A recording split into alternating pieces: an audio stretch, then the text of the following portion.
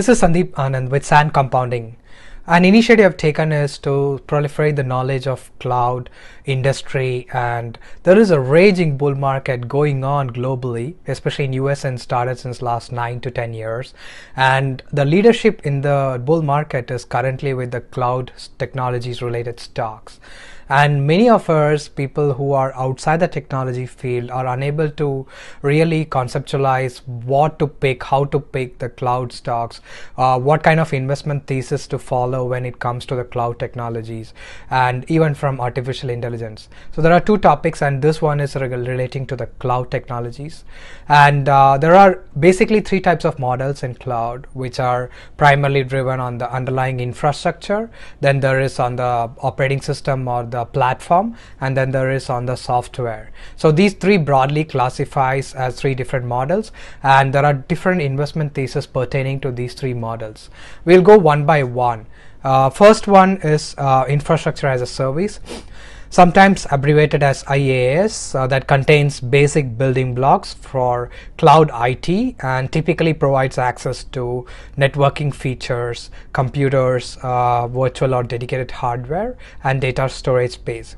Now there are key players how to look at from an investment thesis standpoint. Amazon being the leader, we all know they have a significant market share, and followed by Microsoft Azure and Google Cloud, although late entrant, GCP as it's called, is also now becoming a significant player in the open source world. And then there is Alibaba Cloud data center operation players like Equinix, Nutanix. Nutanix provides hyper converged infrastructure solution, which is like a very differentiated technology in virtualization, which means that moving off the real physical deployment and making it virtualized solution. So virtualization was like a prelude to the real cloud that came, and Nutanix and VMware, many players were early entrants into this specific field. So data center is nothing but maintaining these spaces, infrastructure spaces, where all the hosted physical networks and physical infrastructure are hosted. And we have platform as a service, which is the next model, which is the underlying infrastructure that is usually hardware and operating systems are managed, and organizations just have to focus on the deployment and management of the applications. No longer they have to worry about procuring the platforms and setting up in the infrastructure, etc. So why this it helps in a more efficient way of managing the resources, even from procurement standpoint. It also helps in capacity planning in a better way, like flexing up and down on the capacity. Software maintenance overhead is removed by moving into platform as a service model, and any patching or other heavy lifting that is involved in running applications are negated in PaaS model. Now there are key players, pretty much IaaS and PaaS goes hand in hand, and so the players are pretty much similar, like we have Amazon, Azure, and Google, and there are some additional players like Cloudera, Hortonworks, Splunk. These are related to the platform monitoring, capacity management, and application monitoring services. And then followed that, we have the software as a service model, SaaS, which is very prominent today. Software as a service provides us with a completed comprehensive product suite that is managed by the service provider or the owners of this software. No longer the organizations or enterprises need to buy these on license models and deploy it on their premises. Rather, it is now cloud based, or rather the software exists on cloud and it is accessed by these organizations over internet. And this is a completely breakthrough model. It's a paradigm shift that happened in the way software is consumed.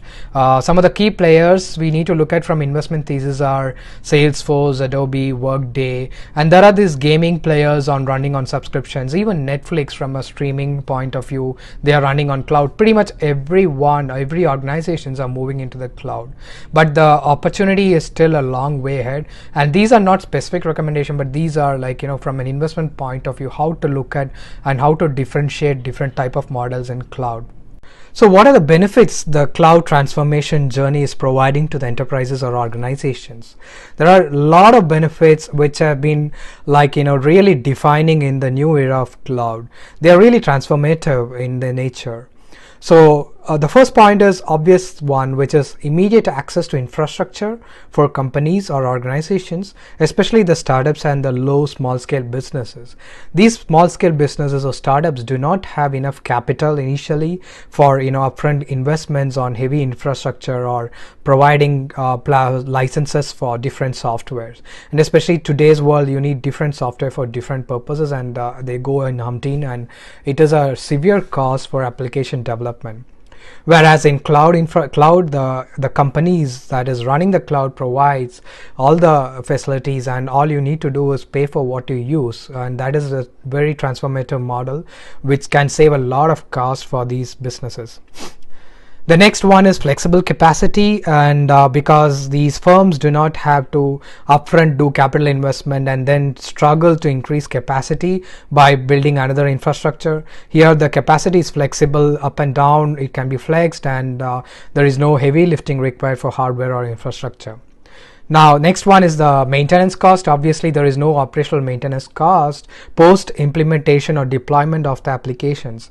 And these data centers, they are not dedicated or does not have to be maintained by the organizations. Rather, it will be maintained by the infrastructure providers.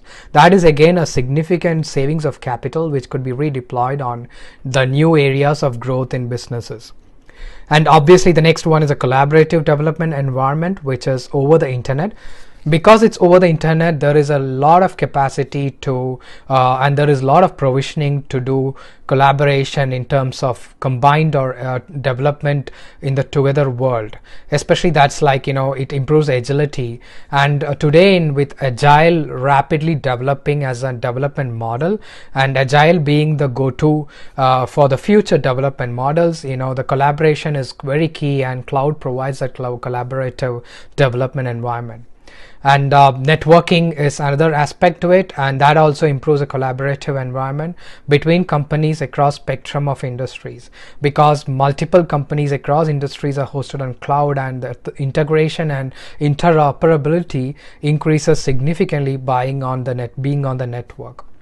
And last but not the least, it leads to more adoption of services based architecture, the so-called microservices or API world, which we will get into later, which are quick to deploy, quickly scalable, in a global manner. The APIs significantly helps quick rapid development and cross utilization globally.